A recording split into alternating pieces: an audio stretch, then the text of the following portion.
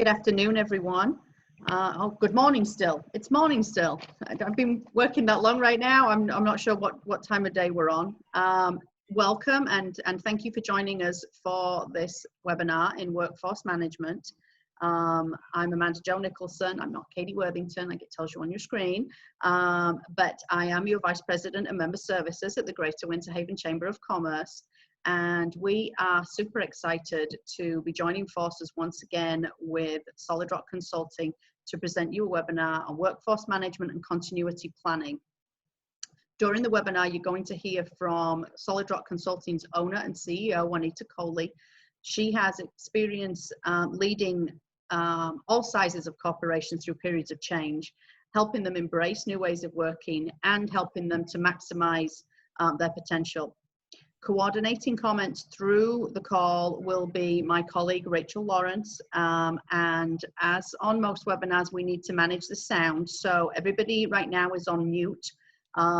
We will have time for questions and answers at the end, but please use the chat function. If you have a question or a comment that you want to make, please click the little chat button at the bottom of your screen and type in any questions that you have, and Rachel will relay those to Juanita so that we are able to kind of move forward and make sure everybody's questions are answered. So without further delay, I am going to hand over to Juanita Coley with Solid Rock Consulting. Thank you so much, Amanda. It's good to be back for round two. The first webinar was absolutely fantabulous. I make up words if you didn't know by now, but it was great, and so I'm really looking forward to presenting for the workforce management webinar. So I'll just go ahead and hop right in, and I'll let you know when to transition the slides. You can go ahead and move forward from this slide. So our, let me see. Okay, so our agenda for this particular webinar is that we'll go through workforce management and what that means to your organization. We'll talk through capacity planning, we'll talk through business continuity and remote staff.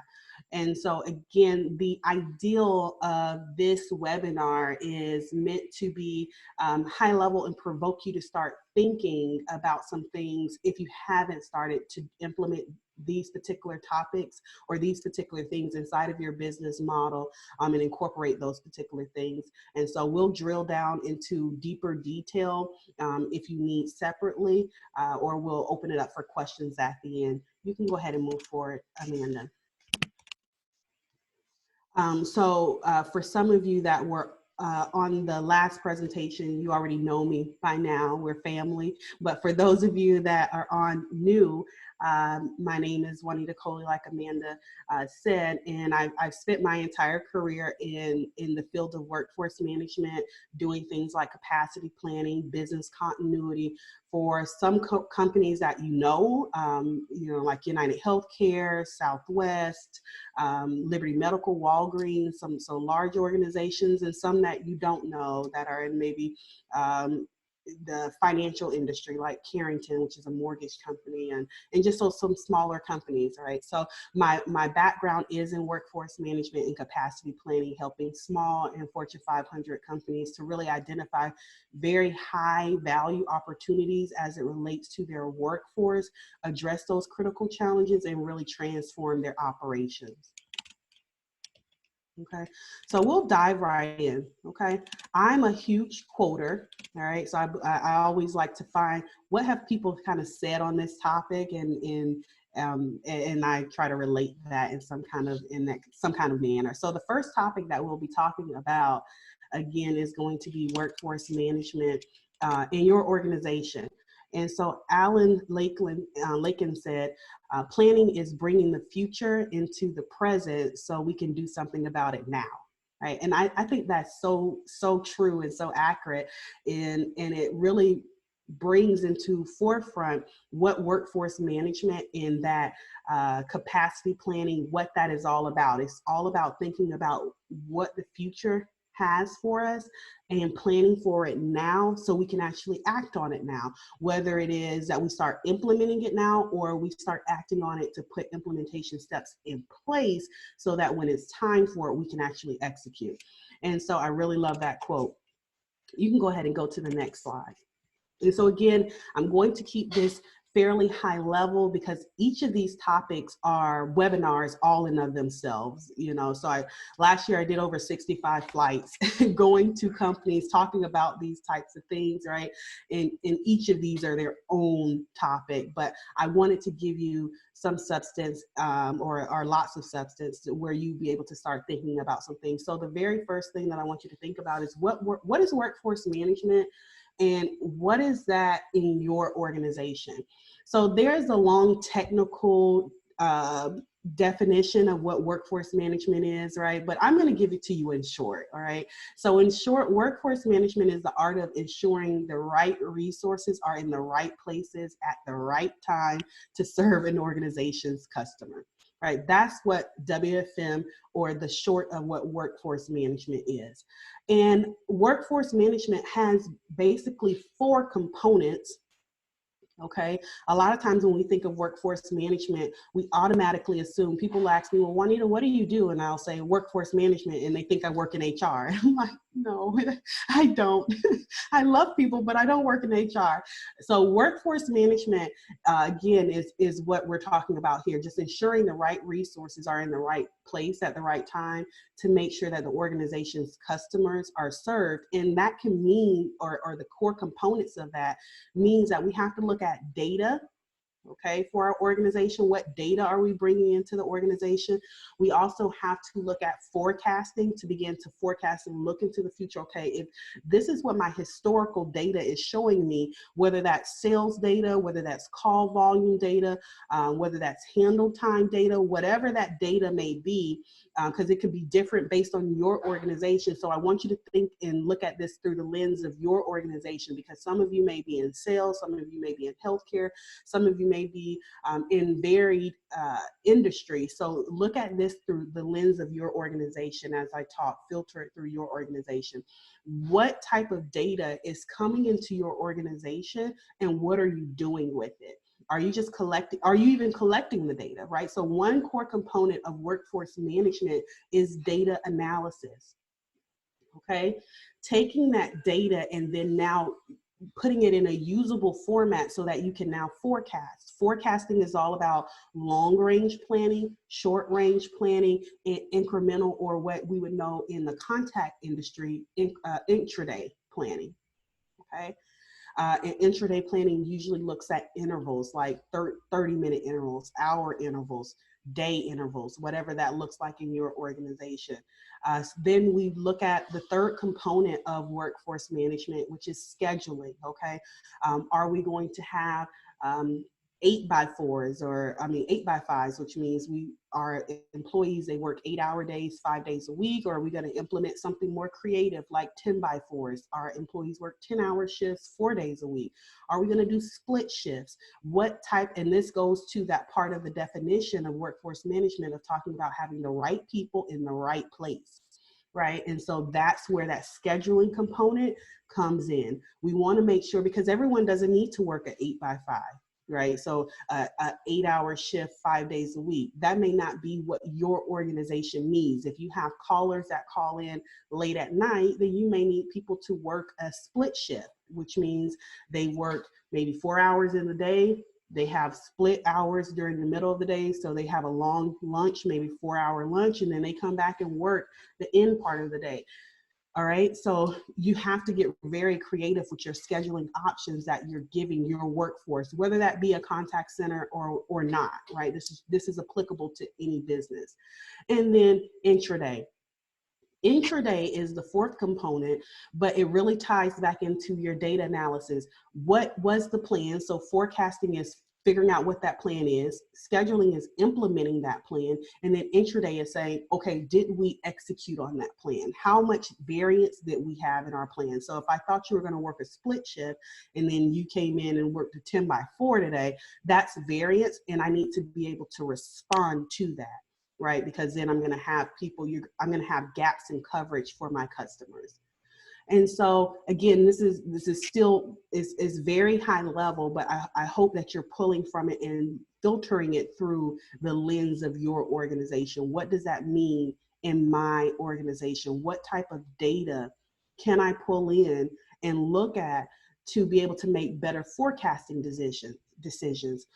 When we look at the environment that we're currently in, when we look at this current pandemic that has just been pressed upon us, right? A lot of people are having to say, okay, how do I shift? How do I still do business, right? A lot of contact centers are in that predicament right now. They have hundreds of employees that are used to sitting in a hub and taking phone calls. How do I pivot? Do I, and what is my call volume going to look like? Are people going to stop calling? Are they going to start calling even more? Well, it depends on your industry, right? If you are an industry where people are not going to be calling, then of course your call volume is going to what we call detrend, right, as opposed to increase. And so you need to, if you know that information and you're looking at your data, so I'm going back to the data point, if you're looking at the data off of your telephony switch or your telephone switch or whatever way you're using to take phone calls, hey, I'm noticing that we're getting less and less phone calls as this pandemic increases or as it lengthens, then that allows you to make more intelligent decisions around, okay, let's shift people to working here, or let's implement maybe some VTO, which is voluntary time off options. Let's introduce some things that allow us to still keep a workforce in place. However, we are doing so in a costly manner, okay? A cost-effective manner, I should say. Okay, so these are the four components again of that's going to be the four components of workforce management, and I want you to filter this through the lens of your environment. Okay, go ahead and go to the next slide, Amanda. So let's pivot to action. After this, pandemic is over, some of the things, or even currently, I want you to start thinking about how is your company currently using the four components of workforce to ensure you have the right resources in the right place at the right time. Now, this is so much easier when you're a small business or a medium-sized business and you have 20 FTE, full-time employees. You have, or equivalents. FTE stands for full-time equivalent. So when you have, 100 and down employees, then sometimes you're doing this on spreadsheets. You're kind of, the business. So you're kind of saying, well, I think this Johnny can work this shift. And I think that this is what the call volume is going to be. But as you grow and expand, because, I really believe that COVID is going to open us up to some increased opportunities in our business, right? And so as you grow and expand, you're going to not be able to manually make these adjustments and account for all the data. And so this is where you want to implement a workforce model in your business, whether you are a contact center or not. These four components of digging into your data, okay, is going to be important. Making sure that you implement forecasting in your business. And so your senior leadership, if you are senior leadership, should be looking at these four components and say, okay, what data do we have to allow us to make intelligent decisions? Are we forecasting for the future? Are we scheduling people and resources? Because it's not just, just the people, but are we scheduling things in the right places? And then are we going back to review what that plan was and how we varied from it? Okay, so make sure that I want you to take some time to think about this post the webinar. And if you have questions or challenges working through that of how it applies to your organization, then we'll definitely be here to assist you with that. Okay, you can go ahead and go to the next slide, Amanda. So I wanted to really hone in on capacity planning in your organization, just because of, the space that we find ourselves in with COVID right now. Capacity planning for your organization is going to be huge. It is a subcategory of forecasting, right, which falls into the core component of workforce management. So capacity planning, okay, capacity planning is going to be all about making sure how many resources you need and what your workload looks like. Okay. And so if I were to give you an example of, if you run a hospital, right, what does the workload look like for your nursing staff? What does the workload look like for your doctors? What does the workload look like for, all the different components that are around the hospital? And what is what we would call in a contact center, average handle time, right? That's how long it takes for a call to be handled. What is that amount of time it takes for that individual to do their job? And that allows you to capacity plan so that you can know exactly what your workload is, how long it's taking for people to complete their job. So, based on attrition and how you attrit, when you need to hire, when you don't need to hire, when you need to ramp up in staff, and so forth and so on. So we can go to the next slide, Amanda. One quote that I like came from Abraham Lincoln here. He said, "Give me 6 hours to chop down a tree and I'll spend the first 4 sharpening the axe." Right. And that's what occupancy is. That's what, when we think about occupancy in contact centers or healthcare environments or any industry, again, this is applicable to any industry, you will have workers that the task may only take 2 hours, but they will spend 4 of the 6 hours preparing. So you have to account, as an employer, you have to account for the 6 hours, not the 2 hours that it takes to do the job. You have to account for those 6 hours, because if you account for the 2 hours, then you will find yourself in an understaffed position. Right? Because you're thinking that, hey, it only takes 2 hours to make these callbacks, or it only takes 2 hours for my nurses to do their rounds, right? Or it only takes, whatever is applicable to your organization. It only takes this amount of time. And so this might take you doing some time studies, right? It only takes this amount of time for us to complete this task. However, we have to figure in prep time, travel time, whatever those things are that are acceptable to the organization, we have to take that time into consideration. And so I thought this Abraham Lincoln quote was very applicable to talking about capacity planning, because when we go into capacity planning, you can go to the next slide, Amanda. When we go into capacity planning, like I said earlier, capacity planning is a sub competency of forecasting. And what we want to take into consideration with capacity planning is, 1, what the workload is; 2, occupancy. How long will it take, your staff to sharpen their axe, versus chopping down the actual tree, right? And then attrition. You always have to figure out, this is one of the common mistakes. If I go into, 10 contact centers or 10 businesses, 7 out of 10 of them are going to forget to factor in, or they're just not knowledgeable in or experienced in that arena to know to factor in attrition. So when capacity planning for your organization and figuring out what your staffing levels need to be, you have to factor in the rate in which you attrit, and that is internal attrition as well as external attrition. Right. And so what is internal attrition? Internal attrition is going to be things like promotions.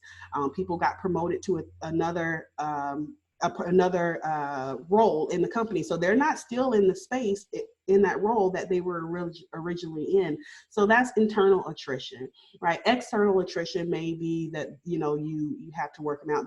They're no longer with the company, right? So we get that. And so we have to figure in attrition when we are doing capacity planning.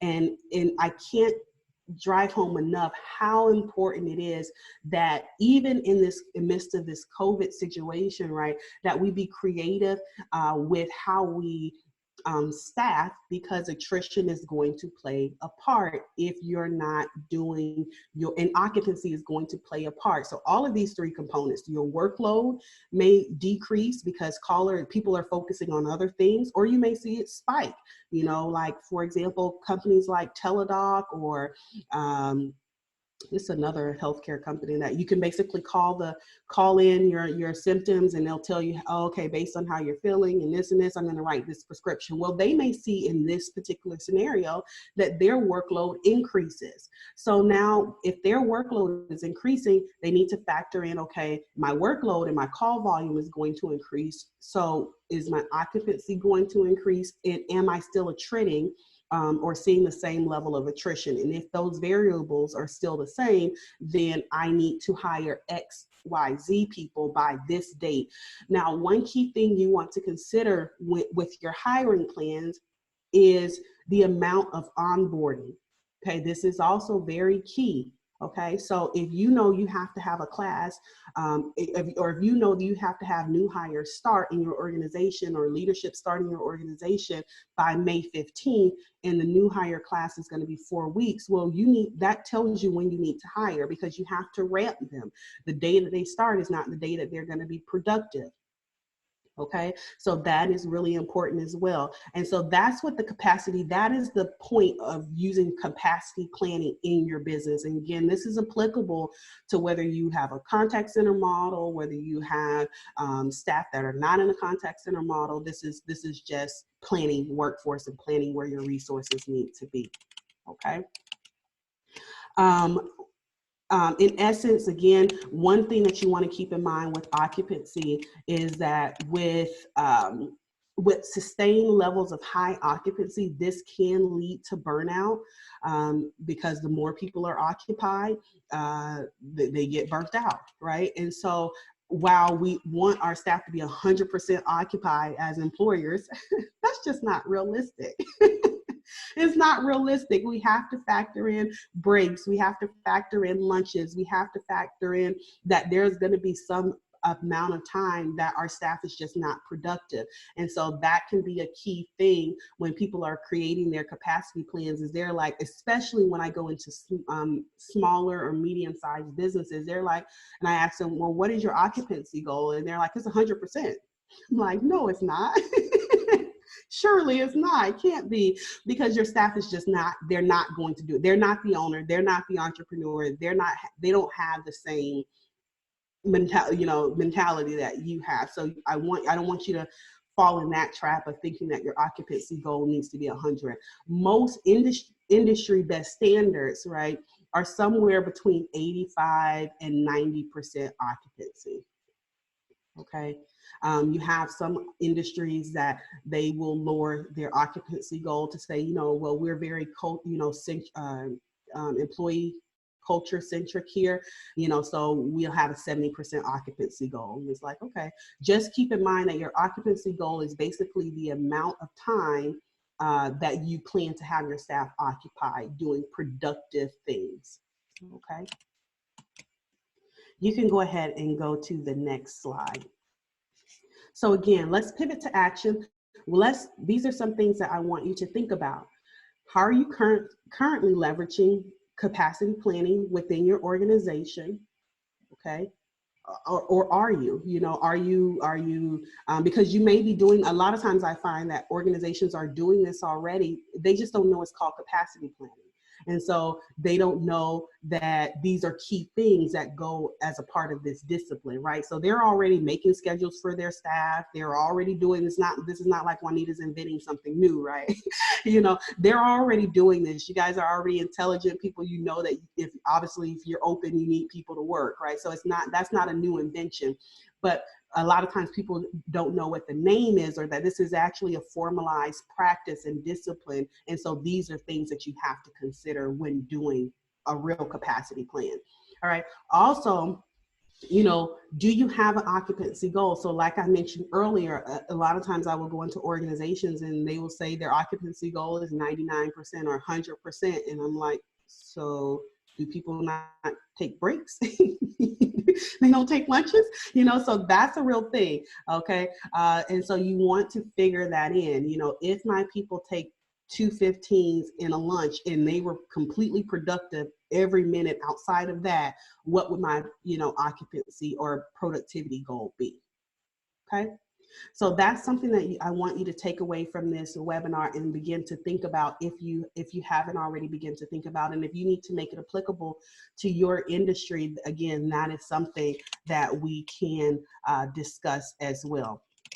Okay, let's go ahead and go to the next slide, Amanda. Business continuity, again, completely different topic, but it falls into, it all ties, okay? And I talk with my hands so you can see me kind of talking here. It weaves itself together. Business continuity, this is going to be important because if we don't have a plan, then all of our capacity planning or all of our people and resources, when COVID hits us or hurricane, whatever hits us, or whatever the case may be, wherever you are, when those things happen, then we don't know what we should be doing and how do we pivot, to address those particular things. So let's go ahead and hop into business continuity. Again, another great slide here that talks about, planning. So he who fails to plan is planning to fail, right? That's just, I think it's simple, but it's also very, very true. You must have a plan, okay? Go ahead and go to the next slide, Amanda. Okay, so what's the plan? All right, what's the plan? Business continuity ensures that your business is pretty much ready for anything. And in business continuity or contingency planning, we say we plan for the knowns and the unknowns. And you're like, well, Juanita, how can you plan for the unknowns? Well, if it can go wrong, it probably likely will go wrong, and not to be, negative Nancy or anything like that, right? But we want to plan for that, right? So we want to say, okay, this possibly can happen. So if this happens, what is the plan to make sure that my customers have a minimum to impact, my employees have minimum impact, and we get back to business as usual. So your continuity plan should answer the what, the who, when, where, how of, the operations. Okay. So, what is the risk? So doing business continuity plans, they can be fairly in depth because they can be a pain point. A lot of times I can tell you, I go into an organization and, I'm tasked with doing a continuity plan or what I like to call, we call them playbooks here at Solid Rock. We create playbooks for our customers, and they can be a little, bit of a pain point because, we have to prod. We have to ask those questions that really is in the back of the owner's mind or the executive leadership's mind, but they're afraid to really address it because they know that it's going to cost money or it's going to cost whatever the case may be. And so continuity plans start with you doing really a risk assessment. Okay, so if we are a bakery, right, and something happens, our stove goes down, what do? Are we just out of gas, or out of cakes, for lack of better words, right? Are we out of cakes? Are we down for the count? So part of that, the contingency plan or continuity plan to keep business moving is, okay, if our stove goes down and that's our primary tool for making revenue in our business, do we have a backup stove or backup supplier or vendor that we can have a stove within X amount of time, right? So that we can continue operations. So the continuity plan should speak to the what, which is the risk. And so you may find that you have multiple risks in your business, okay?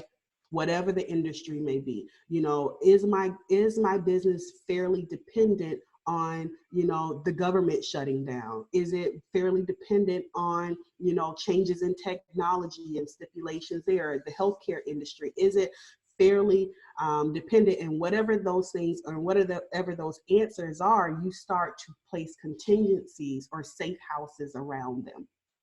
Okay, and so again, this can be a fairly lengthy topic, but things I want you to consider when we're thinking about the contingency plan is making sure that you're asking the what is the risk, who is the people who can do something about it, or who are those decision makers, right? What are the deliverables on the time frames? Again, like the stove example, how soon can XYZ supplier get the stove here? Do we have a backup to that supplier, in case they were hit by some catastrophic event? Where are they? Where are we keeping these contingency plans? And how do we facilitate it? At what points, what triggers is what we call them in our playbooks. At what triggers in what states are we doing that? Okay. You can go ahead and go to the next slide, Amanda. So, playbooks, like I said, is what we call them here at Solid Rock. So you're free to take that terminology. We didn't come up with it, but that's what we call them here. We call them playbooks, and playbooks are an excellent way to start creating continuity plans within your organization. I want you to think about the last time you reviewed, if you even have one, I want you to think about the last time you reviewed your contingency plan, because what a lot of times we find organizations will do is they will create a contingency plan, but it's 3 generations old, right? And so when they go to look at it, then it's not functional for the current time that they're in. And so your contingency plan and your continuity plans are only going to be as good as they are updated. So I like to say, and my own quote here is, playbooks are a living, breathing document, okay? They are not, we're gonna create them just for the sake of creating them and then put them on the shelf. They are living and breathing. As your organization changes and as the people change out and move on and they're no longer the decision maker for that particular topic, you should be updating your playbooks, okay? And so that's going to be very important as we talk about actually making sure that the playbooks are executed upon.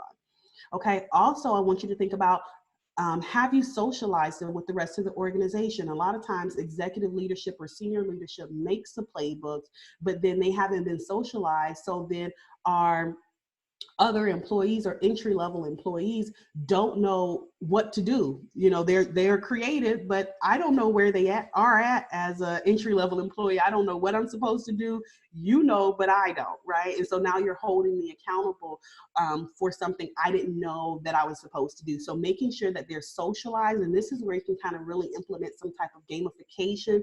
I remember creating these for United Healthcare.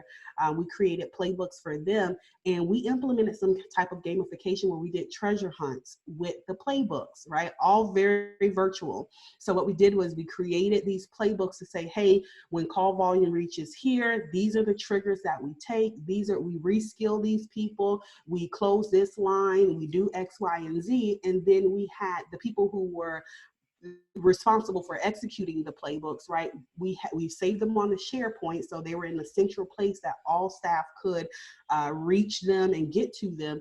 We would ask them very specific questions and they would have to go and find the answers, right? So, and then we, made it very fun to where we had winners of the game and everything like that. So it was very fun, very well received, and it really helped them to be able to pivot their organization to where, they didn't get into situations to where they didn't know what to do. And their staff said, I didn't know what to do. They were empowering their staff to be able to be decision makers and make decisions based off of predetermined actions that could be taken. Okay, so a lot of times one of the things that small businesses or startups will feel is that playbooks are very rigid and it doesn't allow them to be flexible. And it's the exact opposite. In fact, playbooks allow you to be very agile. It allows your employees to be empowered and motivated to take action because they already know what senior leadership has approved, right? So they are like, oh, I know I can do this, I can do that, I can do this. And you'll find that you'll get into situations where it hasn't been, this was something that we didn't know was going to happen, right? And so that's why your playbooks are living, breathing documents. And when you get in those situations, you go back and update the playbook. You re-socialize them. And so this is an effort all in of itself.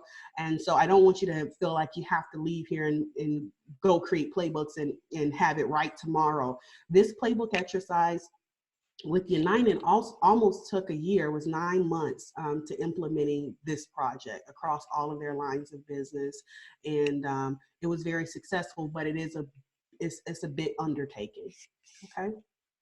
But not one that you can't do, okay? And so lastly, I want to talk through, Amanda, you can go to the next slide. Lastly, I want to talk about your remote staff because all of these different things are going to play, right? So when we talk about workforce, right, forecasting and planning and scheduling and all of those different things, and we talk about business continuity, having a plan, we talk about capacity planning, making sure you know what their workload is, and and how much you want them to be occupied, what their occupancy goal is. When we start to say, okay, well, I want to look at the makeup of my staff a little differently so that I can have business continuity. I can have staff that's remote, or we can be able to pivot to still function when we find ourselves in situations like COVID or whatever the case may be post-COVID, right? We want to look at our remote staff. So let's go ahead and look at that real quick. And if you guys were on the last slide, you'll see that we borrowed some of the same concepts from there, right? So successfully working from home is a skill, you know, just like a programmer, designer, or writing. It takes time and commitment to develop that skill, right? When you have the majority of your staff that is used to being in an on-site environment and they now transition to a remote environment, you know, they have, you know, distractions, they have, you know, different things that are going to occur. So typically what you see from remote staff when you are introducing remote staff at home, work at home for the first time, is you see a slight decrease in productivity. But then because it is a skill, you see that the remote staff actually become more productive than your on-site staff because they're able to focus in, laser sharp focus once they develop that skill of, okay, this is my working space, this is, you know, my working time, I got the kids situated, or, you know, sometimes, you know, remote workers, and I want you to put a pin in this, that remote work does not have to always mean that they are working from home. There are some companies that have remote staff that they work and the employee works in co-sharing spaces, or they work in different spaces because they're kind of in a contractor type role where they are responsible for their own work environment, but the contractor knows that they can't really work at home. They have too many distractions, whatever the case may be. Okay, so wherever the medium is, right, that's not really a concern for you as long as the work is getting done, right? Go ahead and go to the next slide. So who can work remote? A lot of times you'll see in corporations, employees that don't need to engage with customers face-to-face, right? Employees that don't have facility responsibilities like plumbers or the security guard, or, you know, things like, you know, employees of that nature where they don't have a facility responsibility. Sales positions, a lot of times you see those people adopt a work remote or work from home model. So real estate, insurance agents, administrative positions, again, very similar to what I'm doing now in consulting, right? You know, I don't have to be on site. I go on site sometimes to do training for companies, but a lot of times we do remote sessions very similar to what we're doing now. Freelancers, and then gig workers, you know, those are going to be those independent contractors. Okay, and so again, we basically covered 4, you know, topics that are very independent of each other, but they have codependencies where they tie into each other. And if you want them to all work smoothly, those are things you want to consider, because think of it like this. If you were, say for example, you were doing a complete remote staff already before COVID happened, well, what happens if you don't have any contingency planning and a third of your staff got sick and you know, of your remote staff got sick? What happens? You know, so your contingency plans, again, even though that's a separate topic, separate branch, those are things that are going to tie in and impact your remote staff. Same thing with capacity planning. If you haven't considered that in your contingency plans, then when it comes to your capacity planning, you're not going to know where to staff up and where to staff down, you know. And so I want you to understand that these are all fairly independent topics. However, they all tie in together. So I'm going to pause here and turn it back over to Katie to see if there are any questions, or Rachel to see if there are any questions, and we'll go from there. Rachel? I don't have any questions. Okay. I had one that I was thinking of that actually somebody texted me between the 2 webinars, and just really Juanita, if you have any tips, and you just touched on it there in terms of contingency planning for sickness. I think a lot of our chamber members right now are concerned about, okay, my staffing levels were exactly what I needed them to be. However, what if now, a couple of my team then go sick, or they have family members that are sick that can't be in the working environment? Any kind of tips that you can share that other of your clients have done to kind of combat or balance that type of thing out? Yeah, absolutely. That's a great question, Amanda.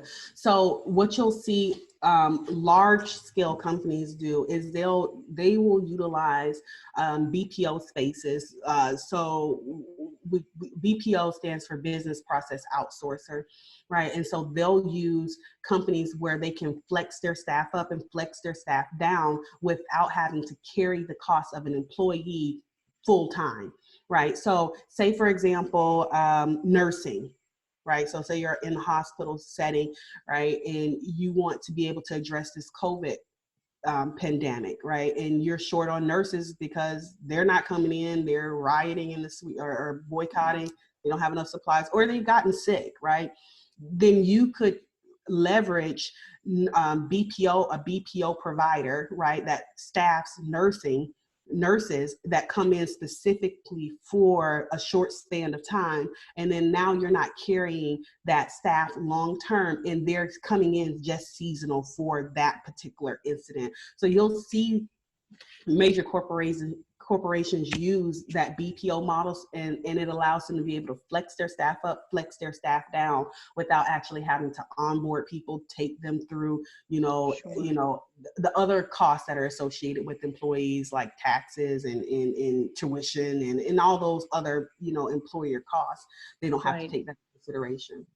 Cool. And I think you're exactly right with that. And I know that many of our chamber members who are staffing agencies are crying out right now for people in many different types of industries, from the super skilled medical fields through to the people that, let's be fair, what we're seeing in this crisis is the people that are keeping our country running. The truck drivers, the supermarket workers, the food industry folks. So there's a lot of jobs being created right now, and but mainly, like you say, the larger employers tend to want to work through a staffing agency just because for ease of transition right now.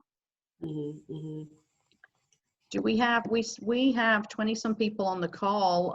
If anybody has any questions, then by all means, jump on chat or raise your hand. I know that this has been a huge topic and covered, and I want to thank Juanita for covering such a huge piece of what is probably a 2-week training seminar if it was done all in one, boiling it down to the areas, and I certainly made a lot of notes in terms of, I love when you started with, okay, this is what I want you to think about, or take this forward for your industry. So I think we can all probably have takeaways from that too. And I will certainly send out to everybody that's on this your contact details, and obviously Solid Rock Consulting's contact details, because I'm sure that there are folks that want to talk with you individually about how they implement this into their own little niche situations. Yeah, and these topics are they're so large, which is why we do the business needs assessments, and we go and we try to stay away from anything cookie cutter, because it's so very specific to not only your organization and culture, but your industry, right? And so things that we would do in a healthcare industry, we wouldn't dare implement in travel industry, right? Just because it's not applicable. And so we would love to do, any business needs assessments that they may have, or needs that they may have. And I want you to start thinking about those things.